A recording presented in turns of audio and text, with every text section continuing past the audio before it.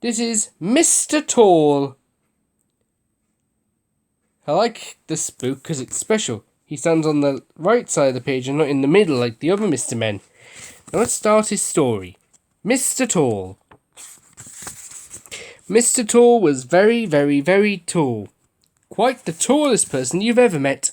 In fact, quite the tallest person you've never met, because you've never met anybody with legs as long as Mr. Tall's legs. Have you? There's his head. Now, the problem with being as tall as Mr. Tall was that life was just one long problem, as you can see. Look at how big his legs are when they're under the bed sheets. Oh dear, he used to sigh. Oh dear me, I do so wish that my legs weren't quite so very, very, very long. He decided to go for a walk to think over his problem. He was just stepping over a tree when he heard a voice. A little voice. Hello. It was Mr. Small, standing underneath a daisy. But Mr. Tall was so tall he couldn't see him. So Mr. Small shouted at the top of his voice. Hello! And Mr. Small's shout is about as loud as a bee's sneeze. So it took quite some time for Mr. Tall to spot him.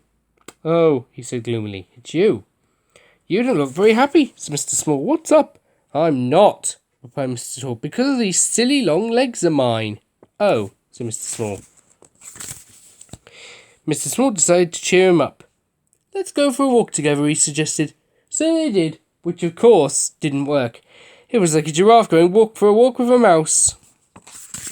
Then Mr. Small had an idea, which did work. Riding on Mr. Tall's head. That's clever. Silly, but clever. And because of the length of Mr. Tall's legs, they very quickly walked all the way to the seaside. Come for a swim, cried Mr. Small. Can't, replied Mr. Tall. By the time it gets deep enough for me to swim, I'll be out the other side. So Mr. Small went for a swim, while Mr. Tall sat down, with a face which was nearly as long as his legs. Mr. Tickle came along. Hello, he said. You look as if you need cheering up. Care for a tickle? No, thanks, replied Mr. Tall. What I would care for are some different legs. Mine are much too long. So are my arms, said Mr. Tickle cheerfully, but all the better for tickling. And off he went, chuckling and looking for somebody to tickle. In fact, looking for anybody to tickle.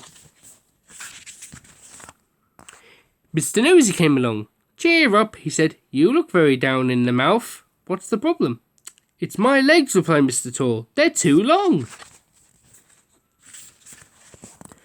And so's my nose, replied Mr. Nosy, laughing. But all the better for poking into other people's business. And he went off looking for something to be nosy about. In fact, looking for anything to be nosy about. Then Mr. Greedy came along. Hello, he cried. You look gloomy. What's wrong?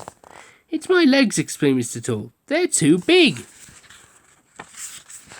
So is my tummy, replied Mr. Greedy. But all the better for filling with food. And off he went, licking his lips. Mr. Tall sat there and thought about Mr. Tickle's arms, and Mr. Nosy's nose, and Mr. Greedy's tummy. He smiled, and then he grinned, and then he laughed out loud.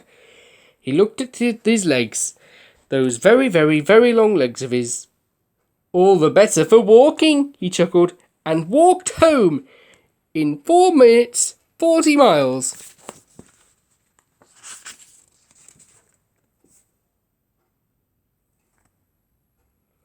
And Mr. Small came out of the sea after his short swim. And how am I going to get home, he asked himself. So he set off walking.